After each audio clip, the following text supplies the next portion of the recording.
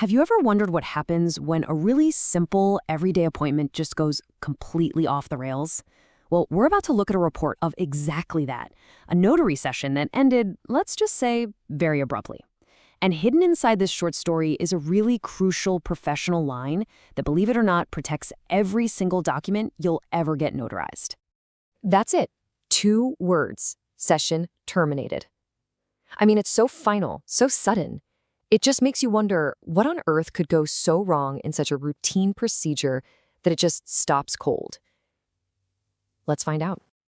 So, let's put on our investigator hats for a minute. We're going to treat this like a real incident report. We're going to deconstruct this failed appointment piece by piece to find the exact moment it all went wrong, and more importantly, understand why it had to. And there it is, right there. That's the pivotal moment, the one sentence that brought the whole thing to a grinding halt. Now, on the surface, that sounds pretty harmless, doesn't it? Hey, could you just help me fill this out? But you know what? In the world of notarization, that simple question is a giant red flag. You can really see how this whole thing unfolded in 4 super clear steps. The request comes in, a rule gets explained, a decision has to be made, and just like that, the appointment is over. This little sequence leads us directly to the heart of the matter, the why behind that no. So this brings us to the core idea here, a notary's limit.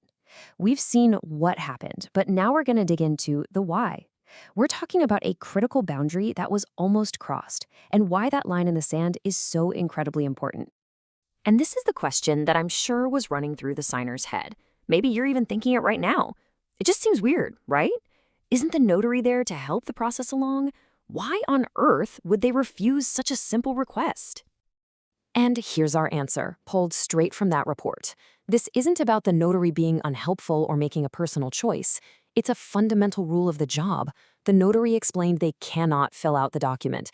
Pay close attention to that word. Not I will not, but I cannot. That one word makes all the difference. This entire situation, really, it just boils down to a fundamental misunderstanding. See, the signer walked in expecting an assistant, someone who could help them get the paperwork done, but the notary's reality is completely different. Their job is to be an impartial witness. They're like a referee. They can't be a player in the game. And that brings us to these 2 very distinct roles in the room, the signer and the witness. For any notarization to be legal and valid, these 2 roles have to stay completely separate. They absolutely cannot overlap. First, let's talk about the signer. When you bring in a document, that's you. You are 100% the owner of that document's content. You're the one who's responsible for making sure it's accurate, that it says what you want it to say, and that it's all filled out before the notary even starts their part. And now, the notary. Their role is incredibly specific. They are an official, and this is the key word, impartial witness. Their only jobs are to check your ID, to make sure you are who you say you are, and to witness you signing the document to make sure you're doing it willingly. The second they help write or fill out that document, poof, that impartiality is gone.